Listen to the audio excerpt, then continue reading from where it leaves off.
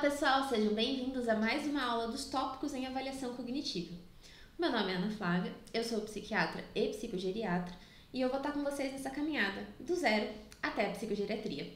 Na aula de hoje, a gente vai avaliar uma das funções cognitivas que é a minha favorita de avaliar, que justamente é a função visoespacial.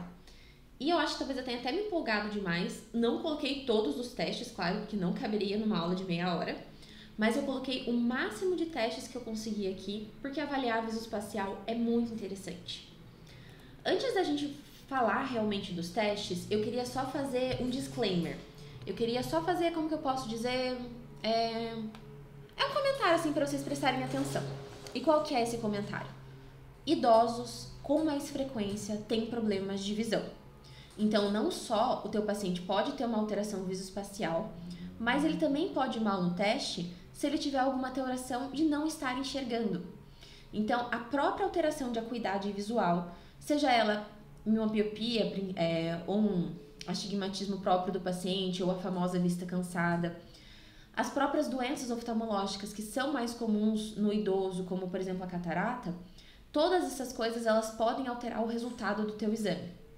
Então, tendo um paciente que já se queixa de não enxergar bem, a gente tem que tomar muito cuidado na hora de fazer as avaliações.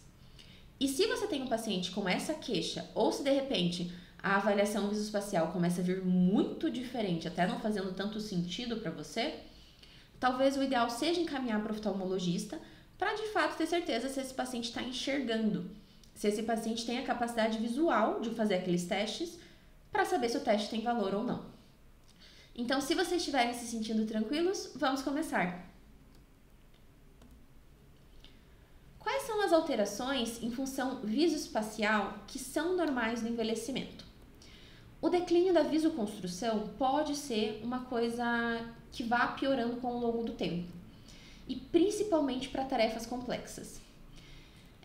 Para tarefas mais simples, coisas do dia a dia, a gente não espera ver nem ao mesmo na visoconstrução, mas uma visoconstrução mais complicada, a gente pode ter uma dificuldade. A visoconstrução é aquela habilidade que a gente tem usando nossa percepção visoespacial, de construir as coisas em 2 ou 3D. Por exemplo, um grande exemplo de uma atividade complexa que leva muito visoconstrução e que pode estar alterada naturalmente no idoso é colocar móveis, sabe aqueles móveis que você compra e que não vem pronto? Que você tem que montar sozinho? Uma tarefa difícil dessas, que exige bastante função executiva e que existe um visoespacial refinado, isso pode ser uma dificuldade que o idoso tenha e que não seja um problema, que não seja uma coisa patológica. Seja fisiológico desse idoso ter essa dificuldade de visoconstrução para atividades mais complexas. Agora, o que não é normal no envelhecimento? O que é patológico? Quando você for ter, por exemplo, um paciente que perde as habilidades visoespaciais mais simples. Então, não coisas complexas como construir um móvel, mas muitas vezes encaixar alguma coisinha na outra. Uma outra preocupação também são aquelas queixas que mostram que o paciente está com dificuldade de visopercepção, que não depende dele construir nada, mas sim de olhar para alguma coisa e saber o que é e ter noção de espaço. Por isso que o que mais vai chamar a atenção de vocês nesses momentos são as queixas de não reconhecer face, não reconhecer objetos familiares, não reconhecer locais familiares e também aquele idoso que perde noção de espaço. E para isso, a gente tem que pensar em quais queixas podem aparecer na vida real. Uma clássica é aquele queixa, o paciente que chega com a queixa, na verdade, geralmente a queixa é do acompanhante, de que o paciente não reconhece mais faces. Então, por exemplo, ele olha para o vizinho que ele via todos os dias e ele acha que ele não reconhece, ele não sabe quem que é. Ou ele tem a cuidadora que antes ele sabia quem que é, mas agora ele olha e ele já não reconhece muito bem. Isso não é para acontecer no envelhecimento normal, mas no envelhecimento patológico também segue uma ordem, essa dificuldade de reconhecer faces. A primeira delas para de reconhecer as pessoas que estão mais distantes, então as pessoas que não fazem parte do dia a dia para o idoso, e depois de um tempo que começa a parar de reconhecer as pessoas mais próximas. Quando começa a não reconhecer as pessoas mais próximas, já chama muito a nossa atenção, já mostra que está muito avançado. Passando para frente, outra alteração que não é esperada do envelhecimento é essa falta de noção de espaço. É o idoso que era muito bem localizado, por exemplo, em direção, nunca batia o carro. Reparem que eu estou falando de uma pessoa que nunca batia o carro, não de pessoas menos habilidosas no volante, que algumas, umas ou outras, eu talvez esteja inclusa nesse grupo, que de vez em quando não tem uma visão espacial tão boa assim para começo de conversa. Mas se você tiver um paciente que nunca teve um problema desses, ou que tinha muito ocasionalmente um problema desses, e de repente vive raspando o carro na garagem, se envolve em acidentes de trânsito, começa a achar que tem mais espaço para entrar na frente de um carro do que realmente tem, colocando mais em risco. O acometimento visoespacial de noção de espaço também faz parte do envelhecimento patológico. Não é para acontecer no idoso com envelhecimento fisiológico. Além disso, coisas, por exemplo, como reconhecer objetos. No caso aqui, o paciente saber olhar para uma foto ou ver o bicho na vida real e não saber que isso é um caramujo, isso é uma coisa que preocupa bastante. Então, o fato de você olhar para um objeto 2D, seja ele a representação 2D ou o objeto físico em si, e não saber o que é, também não é uma coisa esperada do envelhecimento.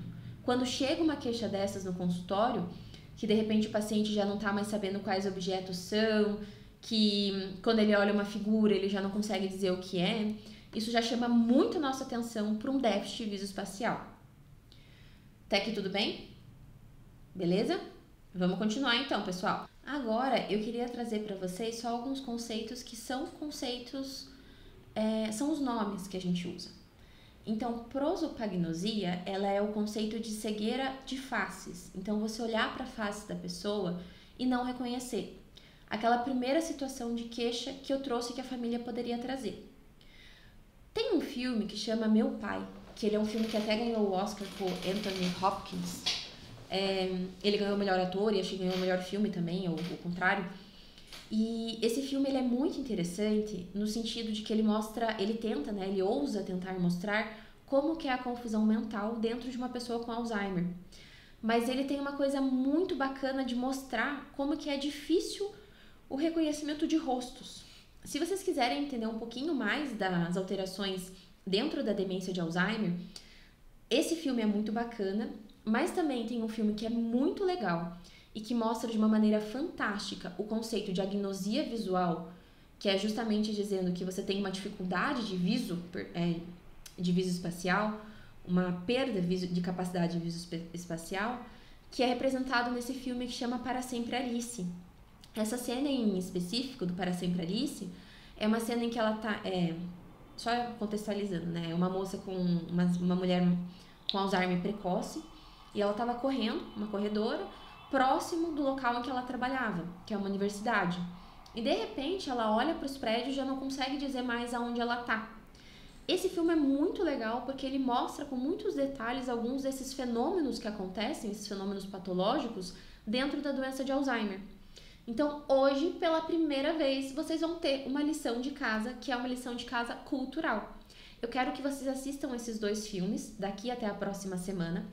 Agora que você já tem a aula de avaliação de visoespacial e memória, e agora que vocês já tiveram uma aula de Alzheimer, para vocês entrarem um pouquinho mais nesse mundo, de um ponto de vista que talvez não seja tão científico do médico olhando para o seu paciente, mas de um ser humano olhando para o outro. Então, se vocês puderem começar com esses 2 filmes, eu vou achar excelente, viu? Fica a indicação para vocês hoje. E agora sim, respirem fundo, chegou a nossa grande hora. Como que a gente faz uma avaliação visoespacial? E eu gostaria de comentar com vocês com um dos meus testes, que é um dos testes favoritos, que é o teste de nomeação de figuras de Boston. Ele é um teste que ele é focado, a gente vai mostrar várias figuras para o paciente. Aqui, se vocês forem olhar à esquerda de vocês, estão todas essas as imagens que vão aparecer, esse é o gabarito que vocês vão ter disponível, né? Esse aqui vai estar na parte de anexos de vocês. E esse gabarito que tem aqui, ele vai mostrar o que a gente vai fazer. A gente vai mostrar para o paciente uma figura e falar para ele: seu fulano, eu preciso que você me diga o nome de cada uma dessas figuras que eu vou te mostrar. E você vai pedindo para ele falar. No total são 20 figuras, que incluem a cama, a árvore, a casa e assim por diante. Toda essa lista aqui. O paciente só precisa responder para você o nome da figura. As primeiras figuras, as primeiras 15, elas são figuras mais simples, de conhecimento mais comum, que a gente espera que mesmo pessoas de baixa escolaridade consigam resolver. As últimas 5 são de objetos que culturalmente a pessoa precisa ter um pouquinho mais de escolaridade, não vai ser todo mundo que vai conhecer. Aqui entra, por exemplo, talvez seja muito pequenininho, mas dá uma olhadinha no arquivo. Aqui entra a raquete de tênis, aqui entra o caramujo, entra também pra gente a harpa, a escada rolante, a pirâmide, que são objetos que dependem um pouco mais de uma cultura. Então a gente espera que uma pessoa com alta escolaridade consiga acertar sem problemas, mas talvez uma pessoa com baixa escolaridade não saiba o que são essas coisas. O nosso Brasil é muito heterogêneo e é possível a gente ter pacientes que talvez nunca tenham ouvido falar de uma harpa na vida, que não saibam o que é uma harpa. Então a gente precisa levar um pouquinho em consideração isso também quando a gente está pensando nessas últimas 5 figuras. Agora, a visoespacial, na avaliação das figuras de Boston, você pode errar de 3 maneiras possíveis, o seu paciente pode errar de 3 maneiras. Ou ele erra porque ele tem um visoespacial que está ruim, ou ele erra porque ele não consegue nomear, ou seja, não é uma alteração de agnosia visual, é uma alteração de anomia, ou ele erra pois ele já não conhece mais o conceito semântico do teu objeto. Vamos pensar sobre isso. Por exemplo, aqui a gente tem uma figura, deixa eu me esconder aqui. Aqui a gente tem uma figura de um vulcão. Como que a gente vai diferenciar, por exemplo, se um paciente vai ter uma anomia ou alguma outra alteração? Na anomia, o paciente pode olhar para esse vulcão e ele vai falar: meu Deus do céu, doutor, é aquela coisa, como é que chama? Aquele objeto, é como se fosse uma montanha assim que sai fogo. Ou seja, o paciente vai mostrar para você que ele sabe o significado, mas que ele não sabe o nome. E isso é uma coisa que você pode fazer perguntando. Então o paciente olha, não sabe responder. Se você quer diferenciar se é uma anomia ou se ele não sabe o que é o objeto, é uma agnosia, uma perda de conceito semântico, você pode perguntar: seu fulano, aonde que o senhor já viu isso? Para que serve isso daqui? O que acontece aqui? O que essa figura está representando? Você vai puxando o paciente para que ele te explique o significado. E aí você vai entender se ele sabe de fato o que é o objeto e só não sabe o nome, ou se ele não sabe o que é o objeto. E se ele não souber o que é o objeto, aí você vai sobrar com 2 hipóteses. Ou é uma alteração visoespacial, o paciente não está conseguindo interpretar essa figura, ou é uma perda de conceito semântico. Então as figuras de Boston, elas entram com a gente, mas você precisa ter um cuidado na hora da aplicação. Vocês têm que aplicar com um sentido. Então, se o paciente não entender, você vai fazendo essas perguntas. O que você acha que é? Para que serve? Qual que é a história desse objeto? Só me escondendo um minuto aqui, para que vocês possam ver o slide inteiro. A gente pode começar avaliando a visoespacial logo na bateria de nitrine. Então, vocês lembram da bateria de nitrine? E, gente, se vocês estão assistindo essas aulas fora de ordem, voltem e comecem a assistir do começo, porque algumas dessas baterias, como a gente está explicando, a gente não está explicando como aplica cada bateria ainda, a gente está explicando qual que é a função cognitiva que está presente em cada bateria. A explicação de algumas partes do teste já foi dada em outras aulas. Então, volte lá para a primeira aula e comece desde a aula de atenção em diante para que você consiga entender toda a avaliação. Num segundo momento, a gente vai falar como aplicar a bateria de rastreio, breve de rastreio cognitivo do Nitrine, como aplicar o MOCA. A gente vai ter essas aulas mais específicas. Mas como a gente está aprendendo parte por parte, para vocês pegarem todo o fio da meada, volta lá para a primeira aula, viu? Não fique assistindo de modo aleatório. Dada a minha bronca. Vamos lá, então. Voltando, então.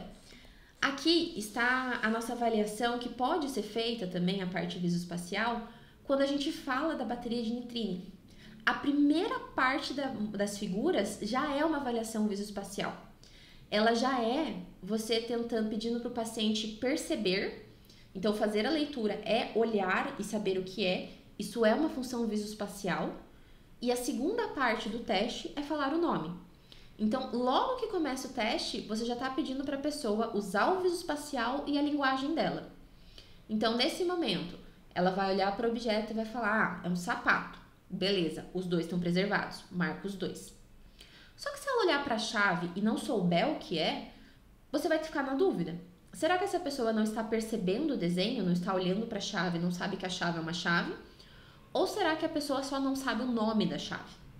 De modo semelhante ao que a gente fez nas figuras de Boston, você vai perguntar para o paciente: ah, mas isso parece com o quê? Para que serve? Onde você já viu?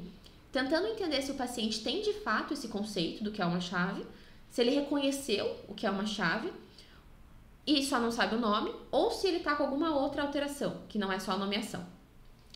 Então, a parte aqui da bateria das figuras de Nitrine, ela já começa com teste visoespacial. É a primeira coisa que vocês fazem. A próxima coisa que a gente avalia é o desenho do relógio. E o relógio é um dos meus testes favoritos. Eu tenho todos os relógios que eu apliquei na residência basicamente guardados em casa. Vou começar explicando para vocês. A gente já fez uma explicação legal sobre ele lá na aula de função executiva. Voltem lá se vocês não tiverem assistido. Mas já pegando o fio da meada, o relógio ele é uma avaliação que a gente faz tanto dentro da bateria breve, quanto a gente faz no teste do MoCA. Então, o relógio está presente nessas duas baterias e pode ser feito de modo isolado. A aplicação dele é da seguinte forma: você pede para o paciente desenhar espontaneamente um relógio, e ele vai desenhar, no caso, esse foi o relógio que eu recebi dessa paciente em específico, e depois você vai dar um desenho de relógio para ele usar como cópia. Não é o próprio desenho dele que ele copia, é um desenho à parte, que também tem aqui, vocês têm no anexo, vocês podem pegar a folha do relógio. Vocês vão pedir para ele copiar o relógio que está do lado.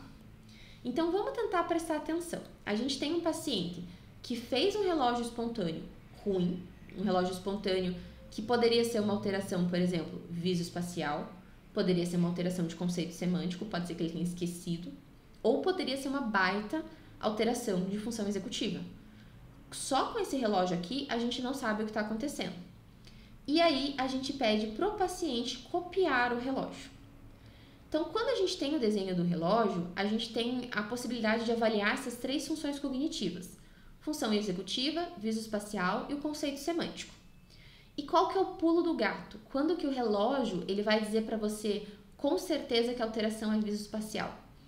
Quando você não tiver melhora em relação ao relógio inicial, ao relógio espontâneo, na cópia.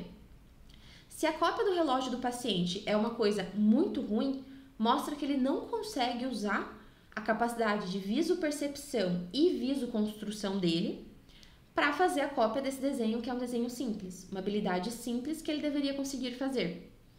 Então, a cópia desse relógio, se ficar ruim, pelo menos ruim do jeito que está agora, que mostrou que o paciente não teve o menor benefício de usar a capacidade visoespacial dele para ajudar ele, a gente pode dizer com mais segurança que isso é um déficit visoespacial. Se o relógio tivesse saído perfeito, poderia ser que o paciente simplesmente no relógio espontâneo não sabia o conceito semântico de um relógio e consegue copiar porque o visoespacial está preservado, ou que a função executiva dele, quando o relógio melhora bastante, geralmente é isso, o problema inicial dele foi de planejar e executar o desenho do relógio. Foi uma função executiva e não propriamente dito o visoespacial. Porque do visoespacial, se ele copiar bonitinho, quer dizer que a visopercepção e a visoconstrução tá jóia. Agora tem um grande adendo aqui que eu gostaria que vocês prestassem atenção. O teste do relógio, ele é um teste que ele é validado para pessoas acima de 4 anos de escolaridade. Ele não é um teste tão simples que pessoas analfabetas conseguem fazer. Quando você tem uma pessoa com uma escolaridade muito baixa, eu gosto sempre de parar e pensar: a escolaridade dessa pessoa reflete a cognição dessa pessoa? Porque você vai ter pessoas que não têm uma escolaridade muito alta, que podem ter 2, 3 anos de estudo e que têm uma inteligência muito grande, que inclusive cresceram na vida de forma absurda. Tem pessoas milionárias que não têm até a 4ª série. Essas pessoas, vocês vão esperar que, apesar de tudo, que elas consigam se virar de uma maneira um pouco melhor. Talvez ali dê até para você usar e acreditar o teste do relógio. Mas se você tem uma pessoa com uma baixa escolaridade e que essa baixa escolaridade parece ser compatível com a cognição de base da pessoa, a pessoa não teve a oportunidade de desenvolver a cognição dela de outras maneiras ao longo da vida, além de ter uma baixa escolaridade, aí realmente não tem como levar em consideração. Paciente analfabeto, principalmente. Continuando. Existem várias maneiras de você fazer a pontuação do relógio. Eu trouxe para vocês aqui uma maneira que a gente usava muito na minha residência, que É o que eu uso até hoje com os meus residentes quando eu tô ensinando eles o assunto. Eu acho que é legal porque daí faz você avaliar objetivamente o desenho. Não é a única maneira, tem maneiras, tem muito mais pontos que daí avaliam muito mais coisas. E tem, por exemplo, o MoCA, que avalia simplesmente se tem contorno, se tem todos os números e se os ponteiros estão certos. Então, tem coisas diferentes ali. A gente vai ter uma aula também de como aplicar a bateria de rastreio de cognitivo breve, a bateria de Nitrine. E daí a gente vai falar melhor da aplicação do relógio, a gente vai repetir o que a gente falou até agora. Mas só para vocês saberem que essa é uma avaliação possível. Eu não gosto de pontuar. E por que eu não gosto de pontuar a testagem? Porque não me interessa tanto, assim como eu expliquei para vocês lá atrás, não me interessa tanto a nota final do MoCA do Mini-Mental, porque isso não fala para mim exatamente aonde está a dificuldade do paciente. Mesma coisa aqui no relógio. Pode ser que um paciente com uma pontuação muito ruim esteja dois problemas diferentes. Pode ser que um seja um relógio muito ruim por função executiva e um relógio muito ruim por visoespacial. É o raciocínio cognitivo, é o nosso raciocínio diagnóstico com base no que o paciente mostra para a gente na testagem, que vai ajudar a gente a dizer qual que é o problema do paciente e vai ajudar a gente a saber como podemos tratar ele da melhor forma possível. A nota em si não é o que mais me preocupa. Às vezes eu acho que eu até peco os meus meninos, não cobro muito deles a correção a pontuação, que eles façam as continhas, mas é porque pra mim, eu já repeti isso 1000 vezes, eu vou repetir 1 milhão de vezes ainda, o que mais importa é interpretar os testes, é saber o que cada parte do teste significa e saber o que você está avaliando e tirar o máximo que você puder de informação dali. Os números em si, a nota em si, não me interessa tanto assim. Voltando aqui, ainda podemos usar as baterias que já usamos, né? A nomeação de Boston, que é um teste por si, já usamos a bateria de Nitrine, que contém o desenho do relógio, que pode ser usado individualmente ou não. E agora a gente vai falar do Mini-Mental e dos MoCAs, que são as baterias mais utilizadas, né? Então vamos falar do mini exame do estado mental. O que tem de visoespacial dentro do Mini-Mental? Aonde que tá quando vocês estiverem aplicando essa bateria? Basicamente, a gente ainda vai ter um viés de nomeação, né, nesse teste, mas o teste de identificar um lápis e o relógio de pulso, ele não é um teste puramente de nomeação. Ele também é um teste de uma certa forma de visoespacial e de conceito semântico. Porque o paciente ele pode só olhar o relógio e não compreender direito o que ele está enxergando. Ele pode ter uma visopercepção do relógio distorcida. E aí ele não vai conseguir conectar com as informações que ele tem do que o relógio deveria ser. Então, não deixa de ser um teste de visopercepção. E é por isso que você não pode dar dicas extras. Você não pode colocar esses objetos dentro de um contexto semântico. Ou seja, quando você mostra a caneta para o teu paciente, uma caneta dessas que eu tenho, é uma caneta que está no teu porta-caneta, não é a caneta que você está usando para marcar o teste. E quando você usa o relógio com o seu paciente, ele é um relógio que você deixa do lado. Ele pode ser seu próprio relógio, esse é de fato, eu estou no meu consultório, esse é de fato o teste o relógio que eu uso com os meus pacientes. Você pode fazer o uso de um relógio que está na mesa, um relógio que está guardado, não um relógio que está no seu punho, porque daí o paciente ele vai ter a dica de saber que o relógio está no punho e que o punho, fazer uma ligação semântica ali, e você não vai ter uma avaliação tão limpa. Então, quando você pede para o paciente falar o que é um relógio e o que é uma caneta, você tem que ter uma caneta e um relógio que você não está usando para mostrar. Então, só para lembrar que esse não é um teste puro de nomeação. E claro, um pouco mais óbvio, um outro teste que é um teste de visoespacial é o teste dos pentágonos. E lembrando que o teste do pentágono, ele tem 2 requisitos dentro do Mini-Mental para ser considerado positivo, para você dar o ponto, que é serem pentágonos, ou seja, cada um dos pentágonos ter 5 lados, pentágono, e eles fazerem essa intersecção em diamante. Então, se você tiver uma intersecção que é só um grudadinho, alguma coisa diferente, que não tem esse formato em diamante, que é o desenho original que tem que ser copiado, você não dá o ponto para o paciente, porque isso faz parte tanto da visopercepção quanto da visoconstrução de uma tarefa um pouquinho mais complexa. Então, aqui a gente tem o que no Mini-Mental é avaliado visoespacial. Não é muita coisa. No MoCA, a gente tem um pouquinho mais, nesse MoCA de alta escolaridade, né, que é o MoCA A. A gente vai ter toda essa primeira parte que é de função executiva, mas que ela também é uma parte que fala de visoespacial. O cubo, ele entra na construção, numa construção semelhante, né, à função executiva e visoespacial ao mesmo tempo. O relógio fica nessa parte aqui, na parte superior, quando você vai aplicar pedir para o paciente desenhar o relógio no MoCA. E o trilhas também entra. Novamente, a nomeação do leão, do rinoceronte, do camelo também é um teste que indiretamente vai avaliar a visopercepção. Então, ela vai olhar para o leão, ela pode dizer que é um cachorro. Mas aonde que você está vendo o cachorro? Eu tô vendo uma alteração aqui, ó, isso daqui, ó, mas ó, tá vendo? Ele é um cachorro. Não vai ver a juba, por exemplo. Ou às vezes a pessoa pode saber que é um leão, mas não lembrar o nome, que daí sim, de fato, seria uma anomia. Então, essas duas coisas, elas andam sempre juntas, né? A visopercepção e a nomeação na testagem. E o MoCA-B, ele é um pouco mais rico. Então, o MoCA-B, a gente vai ter os testes de nomeação também, que aí vai ser, no caso, a zebra, o pavão, que vai cair exatamente no mesmo conceito do MoCA-A. E a gente também vai ter um teste mais puro de percepção visual, que eu acho esse teste muito legal, que é você pedir para o paciente identificar as figuras que estão aqui misturadas todas de uma vez. Aí você vai ter a banana aqui no canto, você vai ter o relógio, a vela, a chave. E você vai marcando se o paciente conseguir identificar todas as 10 figuras que estão aqui dentro. Então, esse teste de percepção visual aqui do MoCA-B, eu gosto bastante. Eu acho que dentro das baterias, ele é um teste bem único, assim. Então, eu gosto muito do MoCA-B. Voltando aqui, então. Outro jeito de você avaliar o visoespacial. Existem outros testes que não fazem parte de baterias. Um que eu gosto para usar, principalmente se o paciente tem baixa escolaridade e eu não posso usar o relógio porque é muito difícil, é tentar, o paciente tem que ser alfabetizado, claro, mas é tentar usar esses formatos mais simples para a gente ver o que sai. Um deles é o cubo, que ele é sim mais complexo, ele é uma figura 3D, depende muito mais de função executiva.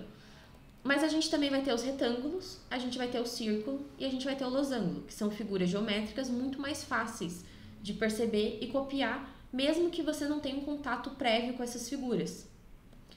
Além disso, se você estiver se sentindo especialmente maldoso, ou se o seu paciente for muito escolarizado mesmo, você pode usar também a figura, nesse caso é uma figura semicomplexa de Rey, que é que nós podemos aplicar sem sermos neuropsicólogos, né? Essa daqui não é exclusiva de neuropsicólogo. A figura semicomplexa de Rey, ela vai ajudar a gente também a entender de uma forma muito mais difícil qual que é a visopercepção e visoconstrução do paciente. É possível também usar a figura semicomplexa de Rey para a gente fazer uma avaliação de memória episódica, atenção e memória episódica, focando bem no espacial e uma coisa bem difícil. Mas eu não quero complicar mais ainda a cabeça de vocês hoje. Por hoje, eu quero que vocês lembrem disso que a gente falou até agora e vamos resumir aqui. Como que a gente vai avaliar o visoespacial? O teste do relógio ajuda, a cópia ou desenho espontâneo de figuras como cubo, como o losango ajudam também. E principalmente os testes de reconhecer objetos e figuras, que aí vem a parte da figura de Boston, vem a parte de nomeação do MoCA, do Mini-Mental, do MoCA e do MoCA-B, vem a parte também do próprio bateria de rastreio cognitivo. Todas essas baterias, elas usam os testes que são testes de reconhecer objetos e figuras. E quando você tem testes assim, falando pela milésima vez no dia de hoje, é muito importante fazer a diferenciação entre o que é uma agnosia visual, o que é o paciente que não tem a capacidade de falar para você o que está vendo porque ele não está reconhecendo a figura, e se ele consegue reconhecer a figura, mas só não consegue nomear. Então, quando você tem essas testagens do tipo reconhecer objetos e figuras e nomeá-las, né, que é o jeito que a gente sabe se o paciente reconheceu ou não, é sempre importante fazer essa diferenciação. Mas, basicamente, essa que é a lógica por trás dos testes que a gente tem de avaliação visoespacial. Pessoal, agradeço muito a companhia de vocês hoje. A nossa próxima aula vai ser de como avaliar a linguagem. Ela vai estar disponível daqui 2 semanas pra gente. E eu fico esperando vocês lá. Até mais!